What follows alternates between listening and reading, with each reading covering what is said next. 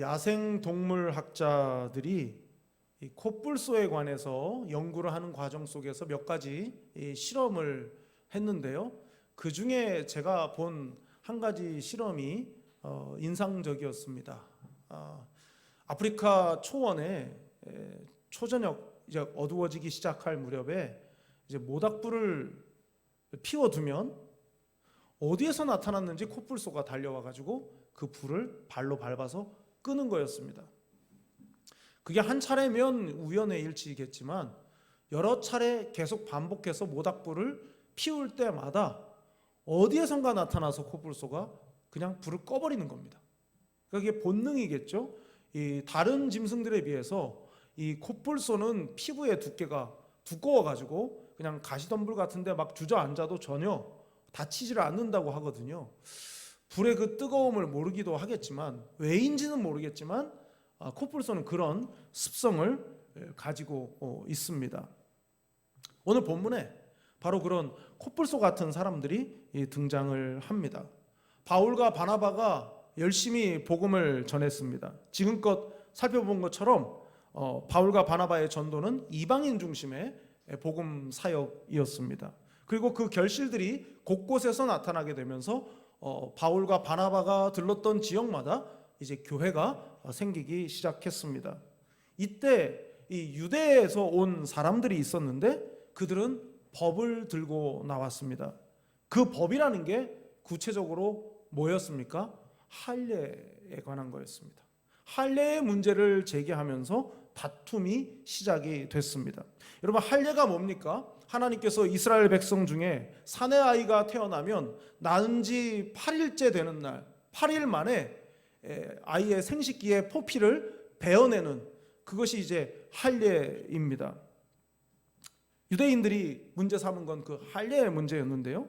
할례라는 것은 몸에 하나님의 언약을 기억하기 위해서 새기는 하나님의 택한 백성이라고 하는 구원의 증거입니다. 하나님이 택하셨음을 드러내주는 표징이지요. 아브라함 때 하나님께서 명령하신 규례인 것이고 너의 씨로 태어나는 모든 사내 아이들은 난 지 8일 만에 할례를 행하라. 반드시 그렇게 하라 라고 하나님께서 정해 주셨습니다. 그런데 이것이 이 할례의 전통이 유대 민족주의와 결합하면서 구원을 위한 조건으로서의 할례로 왜곡되기 시작했습니다. 하나님께서 구원하신 백성의 표인데 구원을 얻기 위해서 채워야 될 조건으로 여기기 시작한 겁니다. 그러니까 하나님의 백성이기 때문에 이걸 해라 였는데 이걸 해야 하나님의 백성이 된다로 바뀌기 시작한 것입니다. 유대에서 온 사람들이 안디옥에 있던 이방인 신자들에게 모세의 법대로 할례를 받아야만 구원을 받는다라고 말하게 되면서 다툼이 빚어진 것입니다. 이미 성령 받은 사람들을 혼란에 빠뜨리는 잘못된 가르침을 사도들은 용납할 수가 없었기 때문에 다툼이 된 것이죠. 유대에서 온 사람들이 이 안디옥에 있던 이방인 신자들에게 모세의 법대로 할례를 받아야만 구원을 받는다라고 가르치기 시작했습니다. 매우 혼란스러웠죠. 불같은 성령의 역사를 체험한 사람들에게 찬물을 끼얹는 일, 불을 밟아 꺼버리는 코뿔소 같은 그런 일이 벌어지게 된 것입니다. 오늘은 바로 이 할례 문제로 시작된 갈등 속에서 하나님께서 어떻게 일을 하셨는지를 함께 살펴보려고 합니다. 왜 이런 문제가 생기게 되는 것인지, 자칫 성령의 불을 꺼버릴 수도 있을 그런 이 문제의 본질이 무엇인가 하는 것을 함께 살펴보려고 합니다. 첫째로 전통에 절대성을 부여하면 성령의 역사를 방해하게 됩니다. 자, 1절입니다. 어떤 사람들이 유대로부터 내려와서 형제들을 가르치되 너희가 모세의 법대로 할례를 받지 아니하면 능히 구원을 받지 못하리라 하니. 그들은 단정적으로 얘기했습니다. 할례를 받지 않으면 구원을 받을 수 없다로 말한 것입니다. 그들이 그렇게 강하게 주장하는 근거가 뭡니까? 모세의 법 그랬어요.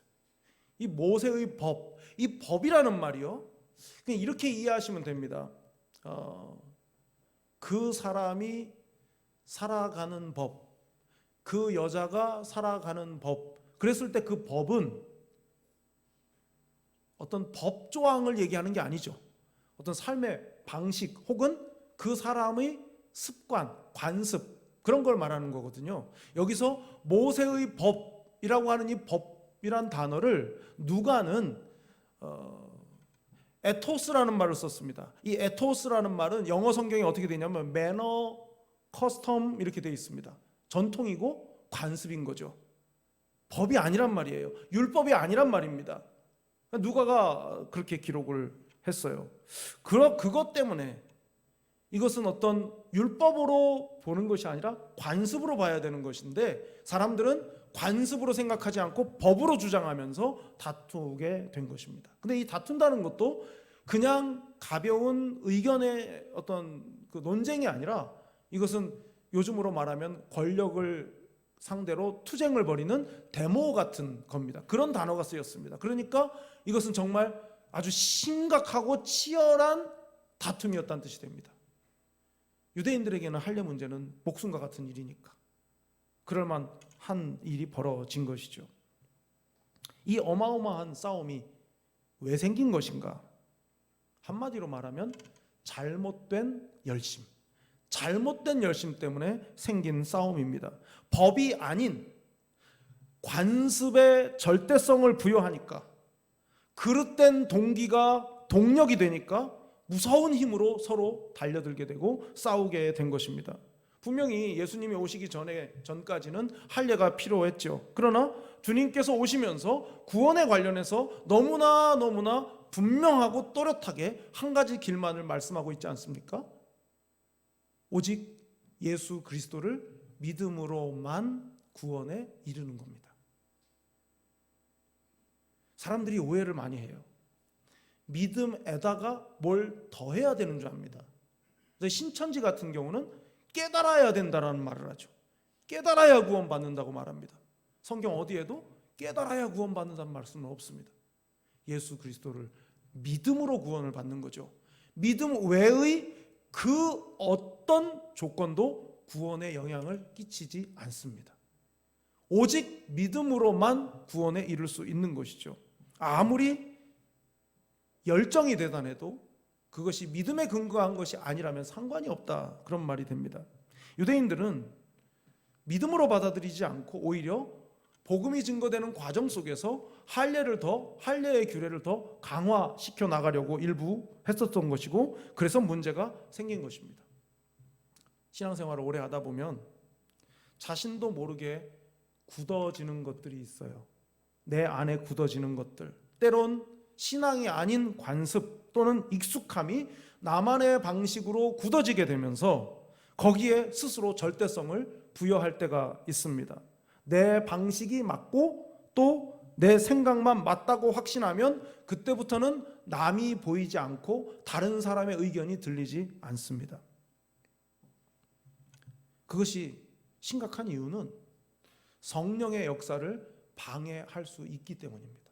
성령께서 운행하시고 성령께서 일하시는 것을 내 스스로가 제한하고 내 삶이 맞고 내 신앙생활 스타일이 절대적으로 맞는다라고 생각하기 시작하면 그것과 다른 방식으로 성령께서 역사하시는 것을 스스로도 용납할 수 없게 되는 것이죠. 자기 열심과 형식에 치우치게 되면 부흥의 역사마저 가로막게 되는 것입니다. 예전에 어느 지방에 갔을 때 그 지방에서 목회하시는 한 목사님께로부터 들은 이야기입니다. 그 목사님께서 심호하시는 교회에 어떤 권사님이 계신데 그분은 다른 사람들에 비해서 굉장히 헌신적이시라는 거죠. 많이 헌신적이었다고 합니다. 교회에서 뭔가를 한다 하면 제일 먼저 본인이 헌신을 하는 그런 분이시라고 소개를 하시더라고요. 아니, 그 분을 소개하신 게 아니라 그분에 관해서 저한테 소개를 하셨는데 이렇게 말씀하시더라고요. 교회에 예를 들어서 강대상이 필요하다. 강대상을 새로 해야 된다. 강대상이 싸지 않거든요. 강대상이 비싸거든요. 근데 그 강대상을 그냥 본인이 사다 놓는다는 거예요. 본인 마음에 드는 걸로, 본인이 원하는 색깔로, 본인이 원하는 소재로 되어 있는 거 본인이 그냥 갖다 놓는다는 거죠. 그게 참 좋은 거긴 한데, 아름다운 것이고 쉽게 그렇게 할 수 있는 일은 분명히 아닌데, 자기 생각으로만 한다는 게 문제인 거죠. 어떤 뭔가를 결정하고 뭔가를 해나갈 때 자기 의견이 받아들여지지 않으면 참여를 안 해버리는 겁니다. 내 생각대로 해야만 참여하는 거예요. 그러면 그게 그 헌신의 그 열정이 빗발하고 퇴색되지 않겠습니까? 자기를 죽임은 없는 헌신이라는 것이죠. 자기가 원하는 것으로 사야 하고, 자기가 원하는 방식으로 해야 하고, 교회에서 무슨 일을 하면 제일 먼저 앞장서긴 하지만 자기 뜻이 꼭 반영이 돼야만 그 일에 참여하는 것은, 그것은 온전한 헌신으로 볼 수 없습니다. 열심은 위대하지만 그 열심이 자칫 위험할 수도 있는 것이죠. 자기 열심으로 하나님의 일을 하려고 하면 문제가 발생합니다. 누군가가 시험에 들게 되고 일이 진행이 되지 않고 자꾸 제자리 걸음을 하게 됩니다. 자기 열심으로 주의 일을 하려 하면 그 결과가 어떤 경우는 성령의 역사를 방해할 수도 있다는 사실을 알아야 합니다. 세상에서는 내 의견과 다르면 그냥 소극적인 사람들은 내 스스로 그냥 거기서 발을 그냥 뺍니다. 조용히. 그러면 그분은 그래도 교양이 있는 분이죠. 근데 어떤 분들은, 어떤 적극적인 분들은 내 생각과 맞지 않으면 조용히 발만 빼는 게 아니라 비방을 합니다. 폄하를 합니다. 안 좋은 이야기들을 합니다. 그런데 만약에 그런 일이 교회 안에서 일어난다면 어떻겠습니까? 내 생각과 다르다고 해서 비방을 하고 폄하를 하고 오직 내 의견만 맞다라고 깎아내리고, 만일 그런 일을 행한다면 그 열정은 오히려 성령님을 방해하는 열정이 될 수 있는 것입니다. 할례를 통해서만 구원에 이를 수 있다라고 주장하고 있는 사람들의 말대로라면 결국 믿음으로 받는 구원으로는 불충분하다는 이야기가 되는 거 아니겠습니까? 사도행전 10장부터 14장에 이르는 동안 바울과 바나바는 여러 도시와 여러 지역을 다니면서 전도를 했었는데, 할례를 받아야만 구원받는다라고 말하면 바울과 바나바의 그간의 전도 사역이 의미가 없어지는 것 아니겠습니까? 이미 예수 그리스도를 구주로 영접하고 구원받은 안디옥, 이고니온, 또 더베, 루스드라의 신자들은 그러면 그들의 믿음은 불충분한 믿음이 되는 것인가 하는 질문을 하지 않을 수 없는 것 아닙니까? 우리가 여기서 다시 한번 분명하게 짚고 넘어가야 할 것이 있습니다. 믿음과 구원의 문제입니다. 믿음과 구원의 문제. 구원의 필요 조건은 오직 믿음뿐입니다. 우리의 행위가 우리의 구원을 얻는 데 끼친 영향은 단 0.0001%도 없습니다. 착했기 때문에, 기부를 많이 했기 때문에, 세상에서 상을 받았기 때문에, 이런 거는 아무리 곱하고 가로 닫고 곱하기 0입니다. 그냥 의미가 없는 것이 됩니다. 구원과 관련해서는 말이죠. 눈에 보이는 선한 행동, 바른 삶은 구원의 결과이지 구원의 조건일 수가 없습니다. 그런데 이상하게도 우리는 약간 동양 철학적인 그런 사고가 우리에 깊숙이 있다 보니까 공덕을 좀 쌓아야 될 것 같습니다. 구원 얻으려면 뭔가를 좀 해놔야 될 것 같습니다. 교회에다가 좀 뭔가를 해놔야 좀 구원 얻을 것 같고, 이런 생각은 다 다른 종교의 생각이지 기독교의 생각은 아닙니다. 목회자에게 잘하면 좋다? 고맙죠. 근데 그게 구원의 조건일 수 없습니다. 그런다고 구원받는 게 아닌 겁니다. 자, 갈라디아서 5장 2절 말씀을 찾아보겠습니다.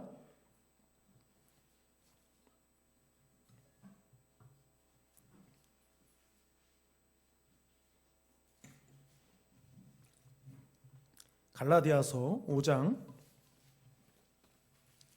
2절 말씀입니다. 보라, 나 바울은 너희에게 말하노니 너희가 만일 할례를 받으면 그리스도께서 너희에게 아무 유익이 없으리라.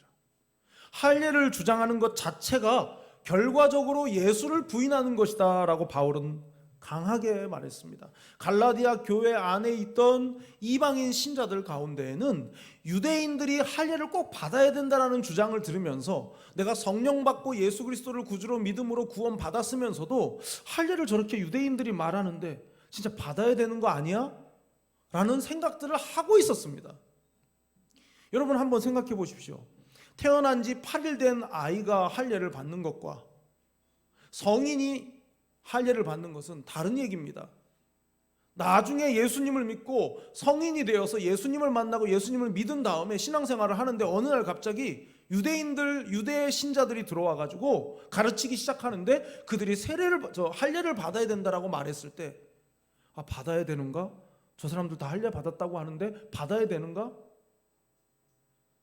그런 고민과 흔들리는 마음들이 생길 수 있는 것을 바울이 아주 강하게 표현한 게 이 갈라디아서 5장 2절의 말씀이에요. 예수가 아무 유익이 없다. 십자가가 무효가 된다. 굉장히 강하게 말한 것입니다. 전통의 절대성을 부여하고 그것만이 옳다라고 생각한 채 하나님의 은혜마저 뒤로 미루어 버리는 신앙은 건강한 신앙이 아니기 때문에 바울이 힘주어서 강조하면서 말한 것입니다.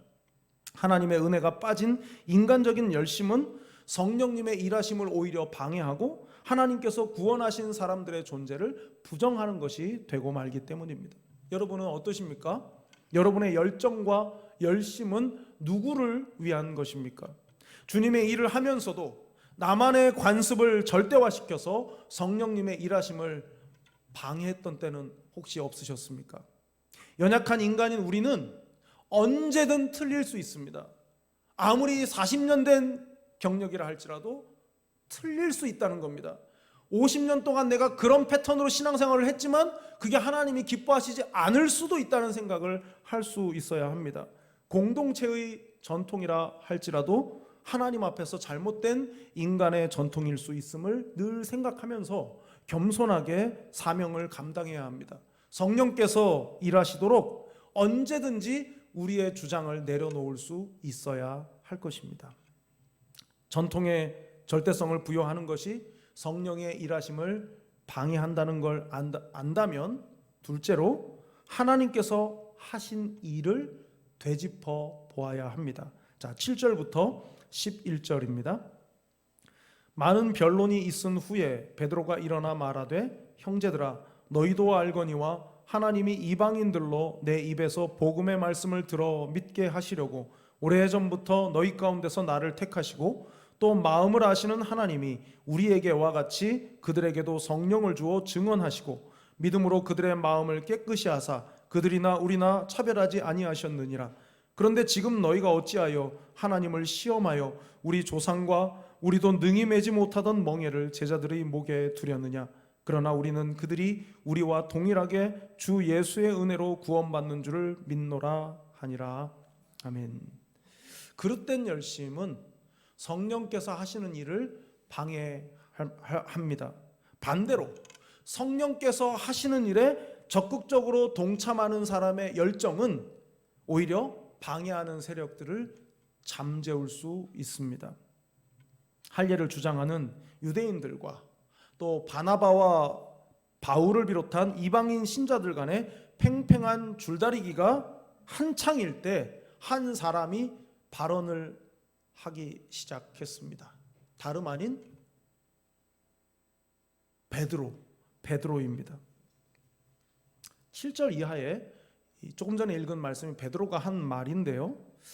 어떻게 보면 베드로가 베드로 같지가 않아요. 베드로의 성품은 어떤 성품입니까?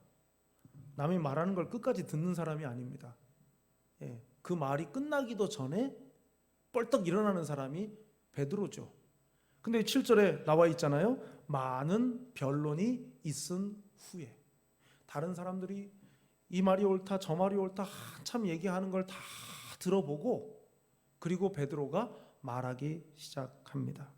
성질이 급한 이 베드로, 그런 베드로가 다 들었다는 것 자체가 베드로가 그동안 부활하신 주님을 만나고 그리고 성령을 받고 난 이후에 하나님께서 당신을 통해서 하시는 그 모든 일들을 경험함을 통해서 어떤 것이 하나님이 기뻐하시는 일이구나 라는 사실을 베드로가 정확히 알았기 때문에 많은 논쟁이 오고 가고 있는 동안에 다 이야기를 듣고 그리고 말하기 시작한 것입니다.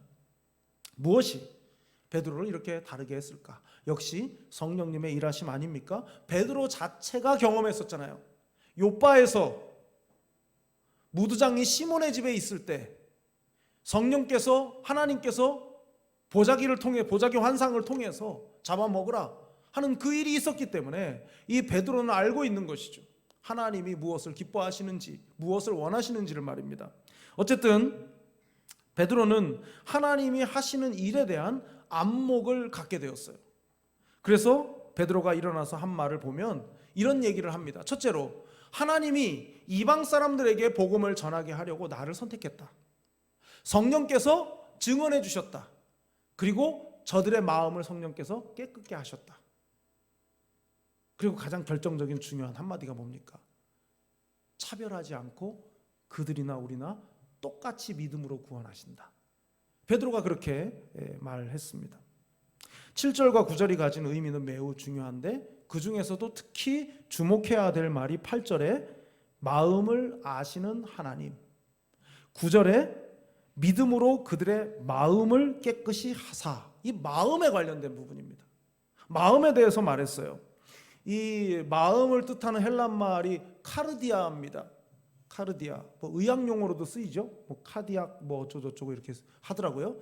이 카르디아라는 말이 심장이라는 뜻도 있고 마음이라는 뜻도 있습니다. 영어의 하트가 심장이라는 뜻도 있고 마음이라는 뜻도 있지 않습니까? 심장이 하는 일이 뭡니까? 펌프질을 계속해서 몸의 말단까지 피가 가도록 계속 펌프질을 하는 거죠. 평생 하나님 앞에 가는 날까지 심장은 계속 펌프질을 하고 피가 심장에서 보낸 피가 혈관을 타고 다 몸 끝까지 다 가죠. 이게 하나도 안 느껴지는 게 하나님의 기술이에요. 이 특허. 이게 피가 흘러가는 게 안 느껴지잖아요. 엄청난 힘으로 막 펌프질을 하는데 안 느껴지잖아요. 소리도 안 들려요. 몇 억짜리 차 엔진 하는 거 소리 나는데 우리 심장은 일을 하는데도 아무 느낌이 없지 않습니까? 이게 기술이거든요. 누구도 흉내낼 수 없는. 여러분 보세요. 심장이 그렇게 계속 일을 하기 때문에 우리 생명이 유지가 돼요. 우리 마음은 심장이 우리 육신의 건강과 생명을 관장한다면 똑같은 뜻인 마음은 우리 영혼의 생명을 관장한다고요. 우리 마음이 어떻게 움직이고 있느냐가 우리 영혼을 다루는 거예요. 매우 중요한 일인 것이죠. 바울이 지금 이 할례 문제로 막 쟁론이 일어나고 있을 때 베드로가 일어나서 한 말은 뭡니까? 성령께서 증거해 주셨고 성령께서 이방인들의 마음도 다 깨끗게 하셨다. 차별이 없이 구원하신다.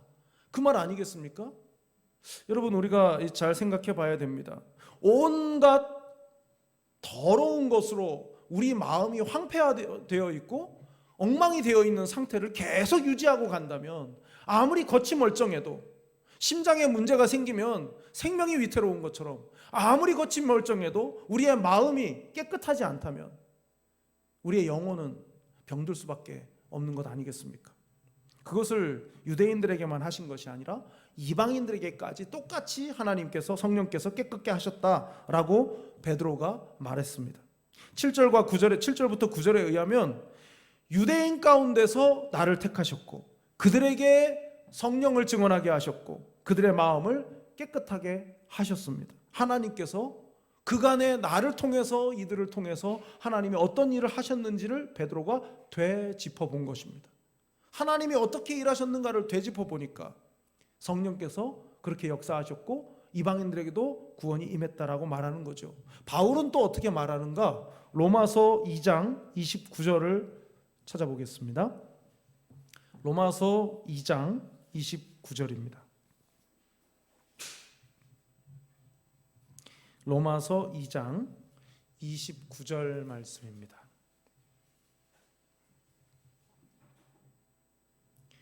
오직 이면적 유대인이 유대인이며 할례는 마음에 할지니 영에 있고 율법 조문에 있지 아니한 것이라. 그 칭찬이 사람에게서가 아니요 다만 하나님에게서니라. 여기서 우리의 마음 상태가 얼마나 중요한가 알게 됩니다. 우리를 살펴보실 때 하나님이 무엇을 보시는가? 마음을 보시기 때문에. 관습에 따라서 할례라고 하는 그 행위를 한 것이 중요한 게 아니라 마음의 할례가 더 중요하다라고 바울이 말했어요. 그 마음의 깨끗함을 위해서 성령께서 나와 함께 하신다는 것을 아는 것이 중요합니다. 순서가 중요해요. 마음을 깨끗하게 하시고 성령이 임하시는 거예요. 아니, 제가 거꾸로 말씀드렸네요. 성령이 임하셔서 마음을 깨끗하게 하시는 거예요. 제가 거꾸로 말하는 게 이게 어릴 때부터 교회학교에서 그렇게 배워가지고 거꾸로 말하는 거예요. 수련회 때 그런 일이 많았어요. 수련회 가면 저녁에 집회를 하면 이런 얘기를 하죠. 기도원에 가도 이런 얘기를 많이 하셨어요. 저 어릴 때. 음식을 주려는데 맛있는 걸 담아주려고 하는데 그릇이 더러우면 담아주겠냐? 그릇을 깨끗이 해야 맛있는 거를 하나라도 더 담아주지. 성령님이 우리에게 오시려면 우리 마음이 깨끗해야 된다. 얼마나 이게 논리적으로 맞는 말입니까? 근데 그건 성경적으로는 틀린 말이 거꾸로 말한 거예요. 성령이 나에게 오시지 않으면 내 마음이 더러운 걸 몰라요. 성령님이 내 안에 거하시지 않으면 내 마음이 얼마나 부패한 것인지, 예레미야 선지자가 말한 것처럼 만물보다 심히 부패한 게 인간의 마음이라 하지 않았습니까? 근데 성령님이 임하시지 않으면 그걸 모른단 말이에요. 깨끗하게 되면 성령님이 오시는 게 아니라 성령님이 오셔서 깨끗하게 하시는 겁니다. 그러므로 마음을 그릇에 비유하면서 그렇게 이야기하는 것은 옳지가 않습니다. 성령님이 아니고서는 우리가 죄인이라는 것도, 우리 마음이 부패했다는 것도 알 수가 없기 때문입니다. 고백하고 회개하는 단계부터 이미 성령님이 우리 안에 거하고 계신 것입니다. 여러분은 지금 일어나고 있는, 벌어지고 있는 일들만 보십니까? 아니면 지나간 세월 속에 하나님의 일하심을 되짚어 보십니까? 하나님의 하신 일을 되짚어 볼 때 여러분 개인적으로 가장 먼저 떠오르는 여러분 개인의 일, 사건은 어떤 것이 있으십니까? 할례라는 형식에만 치우치면 마음이 가려집니다. 형식주의가 무서운 것은 본질을 숨길 수 있기 때문입니다. 내 마음은 다 꽁꽁 감추고 겉으로 경건한 모양만 갖추고도 얼마든지 신앙생활을 이상 없이 할 수 있습니다. 그러나 내면은 가려지는 것이죠. 그러나 무서운 것은 그걸 하나님은 보신다는 거죠. 마음을 보신다는 것입니다. 하나님께서 우리에게 원하시는 건 여러분이 내는 헌금도 아니고 여러분이 하는 어떤 행위도 아닌 여러분의 마음입니다. 여러분의 마음이 무엇으로 채워져 있고 여러분의 마음이 성령님에 의해서 청소가 되어져 있는가, 하나님은 그걸 보신다 하는 것입니다. 여러분의 마음이 먼저 하나님께 인정받으실 수 있기를 바랍니다. 하나님은 여러분의 그 무엇보다 여러분의 마음을 원하고 계십니다. 마지막 세 번째는 하나님의 일하심을 볼 것인가, 하나님을 시험할 것인가입니다. 자, 10절 11절입니다. 그런데 지금 너희가 어찌하여 하나님을 시험하여 우리 조상과 우리도 능히 매지 못하던 멍에를 제자들의 목에 두려느냐. 그러나 우리는 그들이 우리와 동일하게 주 예수의 은혜로 구원받는 줄을 믿노라 하니라. 베드로는 하나님의 일하심을 말하고서 할례를 주장하는 사람들, 그들의 잘못을 지적했습니다. 그들의 주장은 결과적으로 하나님을 시험하는 거라고 베드로가 결론을 내립니다. 이방인을 받아주시고 구원의 표징으로서 성령을 부어주셨기 때문에 그것을 문제 삼는다는 것은 곧 하나님을 향한 도전인 것입니다. 지키지도 못할 율법 준수를 내세워서 이방인의 구원을 가로막는 행위는 하나님을 시험하는 것이다라고 베드로가 말했습니다. 이처럼 하나님을 시험한다, 이거 좀 다른 말로 바꾸면 스스로 하나님처럼 되려고 한다 하는 겁니다. 자기가 하나님의 자리에 올라서지 않고는 하나님의 하시는 일 위에 있을 수가 없습니다. 하나님을 시험한다는 건 자기가 하나님이란 뜻입니다. 베드로가 하나님의 일하심을 봤다면 할례를 주장하는 사람들은 자신들 스스로가 하나님이 되어서 하나님의 일하심을 판단하는 것입니다.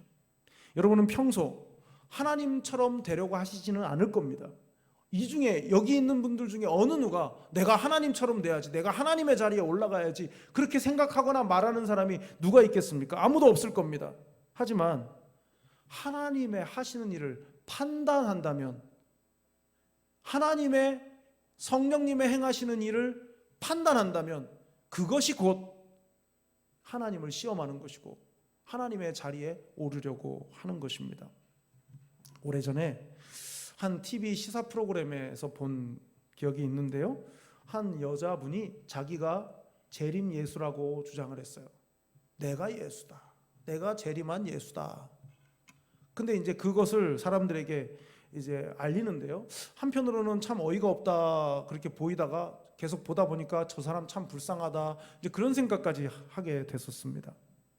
자기가 예수고 인류의 종말에 대해서 자기가 경고를 해야 되는데 그러기 위해서는 예수님처럼 자기도 죄인의 오해를 받아야 된다는 거예요. 자기도 죄인처럼 돼야 된다는 거예요. 그래서 어떻게 하냐면 마트에 가서 물건을 훔쳐요. 자기도 죄인 중에 하나처럼 돼야 돼서 물건을 훔치고 나중에 찾아가서 미안하다고 사과해요. 자기가 종말의 예언을 해야 되는데 어떤 식으로 해야 될 거냐, 모든 사람한테 종말을 경고하는 편지를 보내야 된다는 거죠. 그래서 막 편지를 씁니다. 엄청난 양의 편지를 써요. 그래서 편지 써서 발송하고 막 이런 걸 하는데 들어가는 비용이 1억이 들었어요. 얼마나 큰 돈입니까? 그래서 그 빚을 지게 되니까 그걸 해결하기 위해서 어떻게 해요? 로또를 사는 거예요. 하나님 몰래 샀대요. 하나님 알면 큰일 나니까. 로또를 샀는데 되겠습니까? 안 되겠습니까? 안 되죠. 그러니까 또 이렇게 말하는 거예요. 될 리가 있나? 하나님이 안 기뻐하는데. 또 그렇게 또 이야기를 합니다. 어떤 날은 예수가 됐다가 어떤 날은 한 남편의 아내가 됐다가 망상에 사로잡혀 있는 거죠. 정신이 하나도 없고 말입니다. 여러분, 모든 사람은 둘 중에 하나예요. 하나님의 일하심을 보는 안목을 가진 베드로 같은 사람이 되거나 아니면 자기 자신이 자칭 하나님이 되는 거예요. 자기가 판단하고 자기가 심판하고 자기가 정죄하고 말이죠. 여러분은 어디에 속해 있으십니까? 여러분에게 베드로와 같이 하나님의 하시는 일을 볼 수 있는 그런 안목이 있으시기를 진심으로 바랍니다. 별로 안 바라시나 봐요. 가끔 그런 생각을 합니다. 하나님께서 왜 그러실까? 여러분은 그런 생각 안 해보십니까? 하나님께서 왜 이렇게 하실까? 왜 하나님은 이런 모양으로 그냥 두실까? 하나님은 왜 저렇게 아프게 할까? 왜 이렇게 힘들게 할까? 그런 생각이 들 때가 있습니다. 물론 그렇다고 해서 하나님을 부인하거나 하나님의 사랑을 의심하는 것은 아니지만 그러니까 힘든 일을 만나게 되면 하나님 왜 그러실까 하는 생각을 하게 됩니다. 그런데요, 당연히 우리는 알 수가 없어요. 하나님이 왜 그러시는가를 우리가 어떻게 압니까? 하나님께서 지금 호흡하고 있는 현재 지구상에 생존해 있는 사람들, 뭐 70억이라고 하나요? 그 사람들을 각각 다루실 뿐만 아니라 태양계 중에서도 작은 행성에 불과한 지구 아닙니까? 이 바깥에 어떤 세상, 어떤 우주, 그 모든 것들을 하나님이 다 다루시는, 그렇게 크신 하나님이 우리 각각을 향해서 다루어 가시는 이 과정을 우리가 왜 그러실까 한다고 답을 알 수야 있겠습니까? 모르는 게 당연한 것 아니겠습니까? 그러나 중요한 것은 그거죠. 저 지구 반대편에 남미의 어떤 나라의 어떤 사람들이 지금 살아가고 있는 것 우리가 안 봤지만 모르지만 알듯이 하나님께서 우리를 이끄시고 모든 것들을 주관해 가시는 것들을 우리가 이해 못해도 하나님은 여전히 행하고 계시는 거거든요. 여러분, 네덜란드 사람인데 닉 부이치치라는 사람 아십니까? 자기 팔다리가 없어가지고 그냥 치킨 핸즈라고 그렇게 말하던가요? 그냥 닭 닭발같이 생긴 팔다리 갖고 있는 그 닉 부이치치가, 그런 사람이 전 세계를 다니면서 불행하다고 생각하고 좌절하고 낙심한 사람들에게 용기를 주고 희망의 메시지를 던집니다. 누가 봐도 눈에 너무 띌 정도로 심각한 장애를 가지고 있습니다. 그런데 행복하다고 말해요. 근데 그 행복하다고 말하고 뭐 이렇다 저렇다 했던 많은 얘기들이 있지만 저는 기억나는 건 딱 한 가지입니다. 괜찮다는 거예요. 나는 괜찮다. 당신들이 보기에 내가 불쌍해 보이고 내가 약해 보이고 연약해 보여도 나는 괜찮다. 하나님이 나에게 남들에게 있는 그 정상적인 팔다리를 나한테 안 줬지만 그냥 나는 괜찮다. 여러분, 그런 게 진짜 믿음의 내공이에요. 그 목사님 아들인 걸로 제가 알고 있습니다. 결혼해서 아기도 낳고 잘 살고 있습니다. 괜찮다는 거예요. 괜찮다는 거. 여러분, 우리가 하나님 뜻 다 몰라도 왜 그러실까 하는 생각이 늘 생각 속에 있어도 그냥 하나님이 어련히 알아서 하시겠거니 생각하면 그냥 괜찮은 거예요. 예. 여러분, 너무 힘들어도 끼케야 100년입니다. 예. 젊은 제가 이런 얘기해서 좀 죄송하지만 아무리 힘들어봤자 100년 안 넘습니다. 그것과는 비교할 수 없는 영원의 세계가 있어요. 그건 괜찮은 거예요. 그냥 하나님께서 왜 그렇게 하실까? 왜 그러시지? 가 아니라 하나님께서 하시니까 그게 맞는 거야. 하나님이 그렇게 하시면 그냥 괜찮은 거야. 그럴 수 있는 믿음이 우리에게 있기를 바랍니다. 믿음이 있으면 감당할 힘도 생기는 것입니다. 여러분은 혹시 자신도 지키지 못할 멍에를 다른 사람에게 매도록 한 적은 없습니까? 하나님께서 누군가를 통해 일하심은 보지 못하고 내 판단 기준으로 다른 사람을 정죄하고 판단하고 심지어 하나님마저 시험한 적은 없으십니까? 하나님께서 우리를 위해서 행하시는 일들은 각각 다 다릅니다. 모두를 똑같은 방법, 똑같은 방식으로 다루시지 않습니다. 그 사람이 누군가, 나에게 어떻게 하는 사람인가 보다 중요한 것은 그 사람에게, 그 사람을 통해 일하시는 하나님을 보는 겁니다. 때론 나한테 섭섭하게 하고 내 마음에 들게 하지 않아서 밉살스럽게 보여도 하나님이 그에게 어떻게 하시는가, 하나님께서 그를 통해서 뭘 하시는가, 그게 더 중요한 거 아니겠습니까? 하나님의 일하심을 볼 줄 아는 안목을 그래서 가져야 하는 것입니다. 여러분에게 하나님의 일하심을 볼 줄 아는 안목이 있으시기를 바랍니다. 비록 보이는 상황이 어렵고 불리해도 하나님은 여전히 일하고 계십니다. 홀로 외롭게 하루를 버티는 것처럼 보여도 하나님께서 여러분 곁에서 일하고 계십니다. 그 하나님이 여러분의 하나님이심을 꼭 믿으시기를 진심으로 바랍니다. 기도하겠습니다. 사랑이 많으신 하나님 아버지, 하나님의 일하심의 방해자가 아닌 동역자가 되기를 원합니다. 마음이 먼저 하나님께 인정받는 사람이 되기를 원합니다. 하나님께서 일하심을 볼 줄 아는 안목을 갖기를 원합니다. 지금 내 곁에 여전히 일하고 계시는 하나님을 신뢰하고 평생을 동행하는 삶을 살기 원합니다. 사랑이 많으신 예수님의 이름으로 기도드립니다. 아멘.